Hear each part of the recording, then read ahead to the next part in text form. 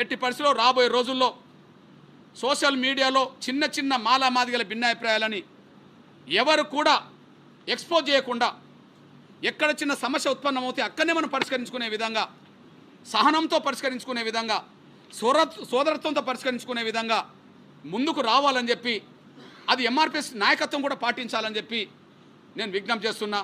నా మాల ఇతర దళిత సంఘాలు కూడా నేను విజ్ఞప్తి చేస్తున్నా. ఈ వచ్చిన ప్రమాదాన్ని నివారించుకునే కానీ మనం ఉండాలి, కానీ మన చిన్న చిన్న అంశాలను మళ్ళీ ఎక్స్పోజ్ బలంగా చేసుకోకుండా సామరస్యంగా పరిష్కరించుకునే దిశగానే మనం ఉండాలని చెప్పి నేను సవినంగా విజ్ఞప్తి చేస్తున్నా. అదే సమయంలో ఈ దేశంలో ఈ దళిత క్రైస్తవులకు అనే పేరుతో రిజర్వేషన్ లేకుండా చేసే కుట్ర ముందు బ్రాహ్మణ వర్గమే చేసింది. ఎందుకంటే ఆ కుట్రను సరిదిద్దడం ఈనాటి బాధ్యత అని చెప్పి నేను రాష్ట్రపతి గారికి, ప్రధానమంత్రి గారు గుర్తు చేస్తున్నా. బ్రాహ్మణ వర్గమే చేసింది అనడానికి సాక్ష్యం, ఆనాడు ఈ ఆర్డర్ ఇచ్చిన రాష్ట్రపతి బ్రాహ్మణుడు, ఆనాడు ఈ ఆర్డర్ ఇచ్చింది బ్రాహ్మణుడు, పరోక్షంగా ప్రత్యక్షంగా ఆర్డర్ రావడానికి కోఆపరేట్ చేసింది ఆనాడు ప్రధానమంత్రి నెహ్రూ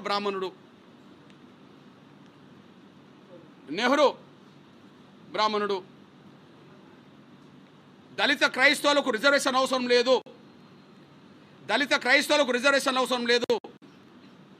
మాకు ఇక్కడ దేశ ప్రజలందరితో మాకు సమానమైన గౌరవం ఉన్నదని చెప్పి, దళిత క్రైస్తవులకు రిజర్వేషన్ అవసరం లేదని చెప్పి రాజ్యాంగ సభలో మాట్లాడిన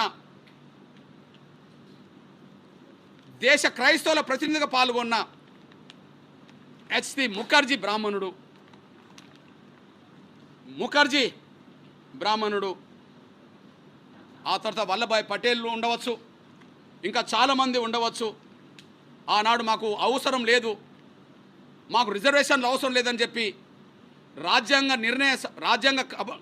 సభలో ఇది అల్పసంఖ్య వర్గాలకు ఏం అవసరమని చెప్తున్న సభలో మాట్లాడిన క్రైస్తవుల తరఫున మాట్లాడిన నలుగురు కూడా అగ్రకులస్తులే. అందులో దానికి చైర్మన్గా ఉన్న వ్యక్తి కూడా ఈ హెచ్సి ముఖర్జీ చైర్మన్ బ్రాహ్మణుడే.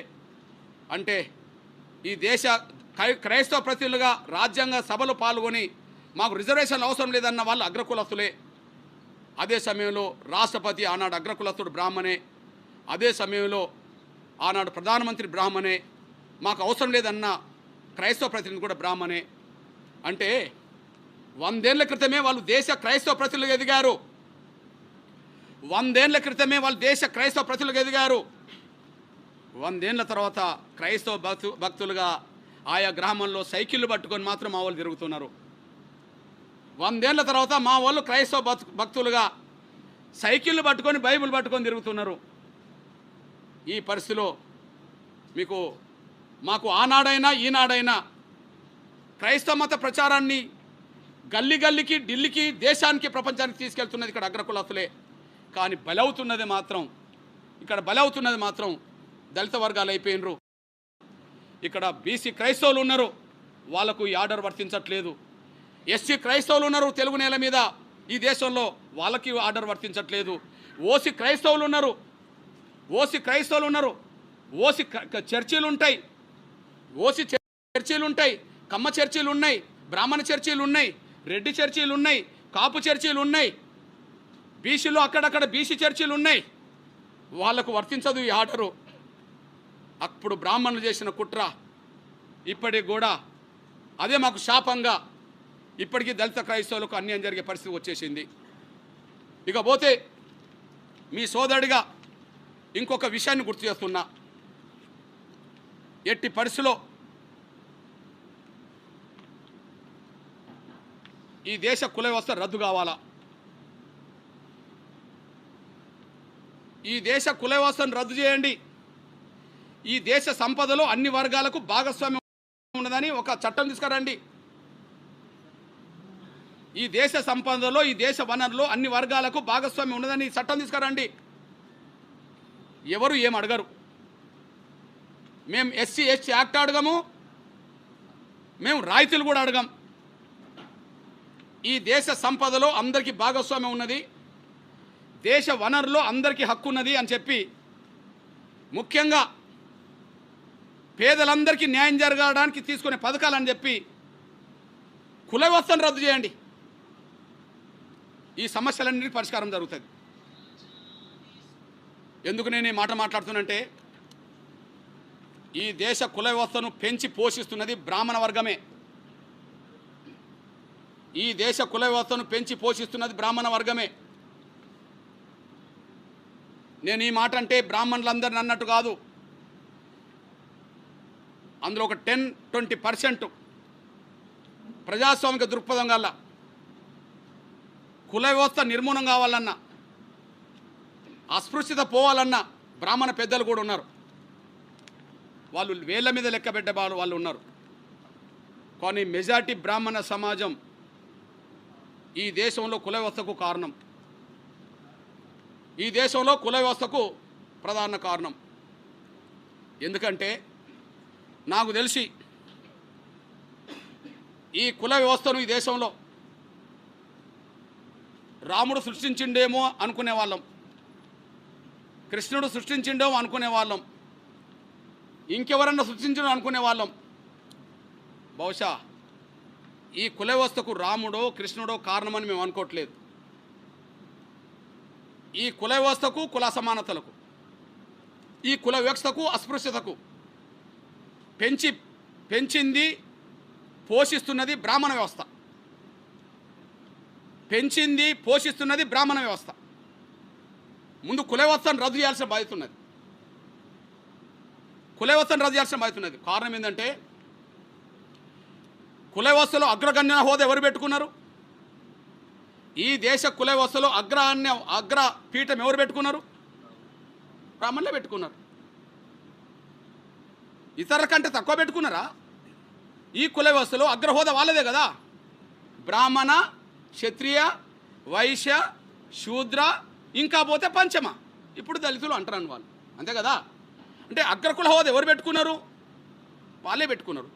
నాకు తెలిసి కుల వ్యవస్థ ఈ దేశంలో వేలునుకోవడానికి, కుల వ్యవస్థ ఈరోజు విజృంభించడానికి, ఈ దేశంలో అసమానతలు పెరగడానికి, భారతీయుల మధ్యలో అనైక్యత లేకుండా చేయడానికి కుల వ్యవస్థే కారణం. భారతీయుల మధ్యలో అనైక్యతలు ఉండడానికి కుల వ్యవస్థే కారణం. దీనికి బ్రాహ్మణులే కారణం. దీనికి బ్రాహ్మణ వ్యవస్థే కారణం, బ్రాహ్మణులే కారణం. 10-20%కు నా మాట వర్తించదు. అందులో కుల నిర్మూలన జరగాలని మేధావులు, ప్రజాస్వామికవాదులు ఉన్నారు, గొప్ప గొప్ప వాళ్ళు ఉన్నారు. కానీ వాళ్ళు దీనికి అనుకూలమైన మెజారిటీ బ్రాహ్మణ వ్యవస్థ ఈ కుల వ్యవస్థను పెంచి పోషిస్తున్నది. వాళ్ళు ఎప్పుడు బాధితులు గారు, అందరి దగ్గర వాళ్ళే ఉంటారు. ఈ దేశానికి ముస్లిం రాజులు వచ్చిన రాజుల పరిపాలనలో కేంద్ర బిందుగా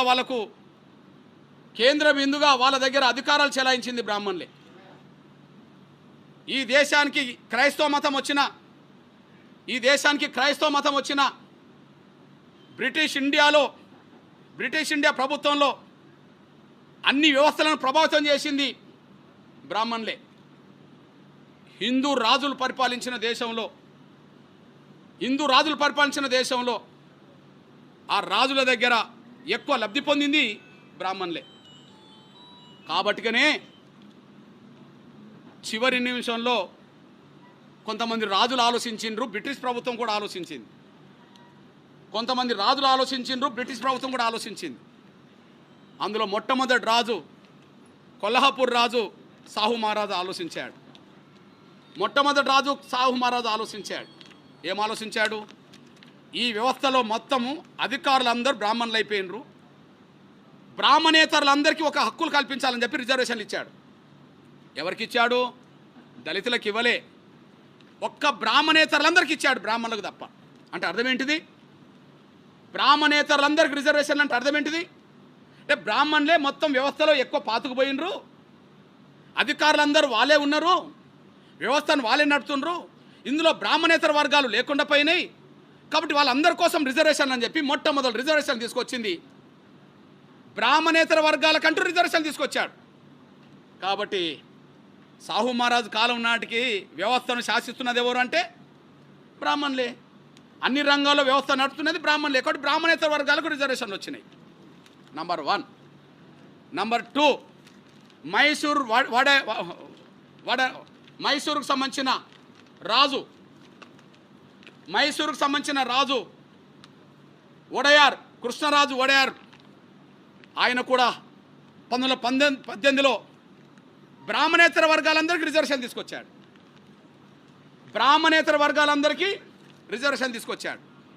ఆ బ్రాహ్మణేతర వర్గాలందరికీ రిజర్వేషన్ తీసుకొచ్చిన కాలంలో ఆ ఒడయార్ రాజు దగ్గర దివాన్గా పనిచేస్తున్నది మన మోక్షగుండం విశ్వేశ్వరయ్య.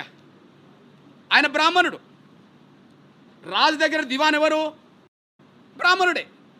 కానీ ఆ ఒడయార్ అనే మన రాజు బ్రాహ్మణేతర వర్గాలకు రిజర్వేషన్ కల్పించే నిర్ణయం తీసుకున్నప్పుడు ఒక కమిటీ ఏర్పాటు చేస్తే ఆ కమిటీ వద్దు, బ్రాహ్మణేతర వర్గాలకు రిజర్వేషన్లు వద్దని చెప్పి దివాన్ పదవికే బ్రాహ్మణుడు రాజీనామా చేశాడు. అంటే రిజర్వేషన్లు అంటే వీళ్ళకి ఎంత గిట్టదో, రిజర్వేషన్లు అంటే వాళ్ళకి ఎందుకు గిట్టదో సాక్ష్యం కనిపించింది. 1918లోనే మైసూర్ రాజు దగ్గర దివాన్ మన ప్రకాశం జిల్లా వ్యక్తే. అక్కడికి పోయి రాజు దగ్గర దివాన్గా పనిచేస్తున్నాడు. ఆ దివాన్గా పనిచేస్తున్న అతను బ్రాహ్మణేతర వర్గాలకు రిజర్వేషన్లు వద్దని చెప్పి రాజీనామా చేసి బయటకు వచ్చేసాడు.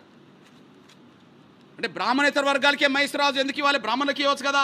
అంటే వ్యవస్థ అంతా వాళ్ళే ఉన్నారు కాబట్టి, మిగతా వర్గాలు లేరు కాబట్టి వాళ్ళకి ఇచ్చే ప్రయత్నం చేశారు. మూడోది బ్రిటిష్ ఇండియాలో మద్రాసు పరిపాలన.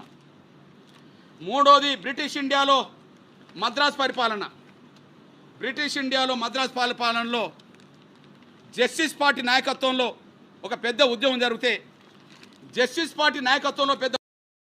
జరిగితే ఆ ఉద్యమం ద్వారా బ్రాహ్మణేతర వర్గాలకు రిజర్వేషన్లు వచ్చేసినాయి.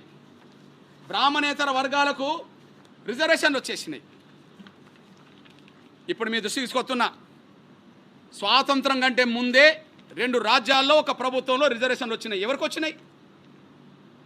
మద్రాస్ పాలనలో బ్రాహ్మణేతర వర్గాలంటే మన కమ్మ వాళ్ళు, మన రెడ్డి, మన వైశ్య, అదే సమయంలో మన కాపులు కూడా ఉన్నారు. ఆనాడు వచ్చిన రిజర్వేషన్ల ఫలాలే ఈనాడు కమ్మ, రెడ్డి, బ్రాహ్మణేతర వర్గాలు కొంత ఆర్థికంగా రాజకీయంగా ఎదగడానికి దారితీసింది. వాళ్ళ పరిపాలనలో భాగస్వాములయ్యారు. మైసూర్ రాజు బ్రాహ్మణేతర వర్గాలకు రిజర్వేషన్లు ఇస్తే వక్కలిగ, కాళింగ లాంటి వాళ్ళు అక్కడ ఒక రాజ్యాన్ని పరిపాలించే కాడికి వాళ్ళు వచ్చేసారు. అదే సమయంలో బ్రాహ్మణేతర వర్గాలకు అక్కడ రిజర్వేషన్లు ఇవ్వడం వల్లనే మహారాష్ట్రలో మరాఠీలు, మరాఠవాడలు వాళ్ళు రోడ్డు మీదకి వచ్చేసారు. అంటే కొన్ని వేల సంవత్సరాలుగా బ్రాహ్మణుల ఆధిపత్యమే. అది హిందూ రాజుల దగ్గరైనా, అదే సమయంలో వాళ్ళు ముస్లిం రాజులైనా, వాళ్ళు బ్రిటిష్ ఇండియా పాలనలైనా మొత్తం బ్రాహ్మణుల పెత్తనమే, బ్రాహ్మణుల ఆధిపత్యమే. కాబట్టి ఆ బ్రాహ్మణుల ఆధిపత్యాన్ని ఎవరైనా ఛాలెంజ్ చేస్తే దాన్ని తట్టుకోకుండా ఇబ్బంది పెట్టిన రోజులు కూడా స్పష్టంగా కనిపిస్తున్నాయి. ఈ నేపథ్యంలో మీ బిడ్డగా, మీ పేద వర్గాల బిడ్డగా ఇంకొక విషయాన్ని గుర్తు చేస్తున్నా. నేను అంటున్నా, బ్రాహ్మణులే కుల వ్యవస్థకు ప్రధాన కారకులు. కుల వ్యవస్థ నిర్మూలనలో కలిసి వచ్చేటోళ్ళతో కలిసి పనిచేస్తాం. కుల వ్యవస్థ నిర్మూలన కాకుండా కుల వ్యవస్థను కాపాడాలని వాళ్ళని వ్యతిరేకిస్తాం. కుల వ్యవస్థకు కారకులు బ్రాహ్మణులే. ఎందుకంటే బ్రాహ్మణులు ఎందుకంటున్నానంటే, నిన్న ఒక మాట మాట్లాడారు. మనము యేసుక్రీస్తుని నమ్ముకున్న వాళ్ళు యేసుక్రీస్తును పూజిస్తారు, ప్రవక్తను నమ్ముకున్న వాళ్ళు ప్రవక్తను పూజిస్తాం, వెంకటేశ్వర స్వామి నమ్ముకున్న వాళ్ళు, రాముని నమ్ముకున్న వాళ్ళు, కృష్ణుని నమ్ముకున్న వాళ్ళు మనం పూజిస్తాం. కానీ ఇక్కడ బ్రాహ్మణులు అట్లా కాదు.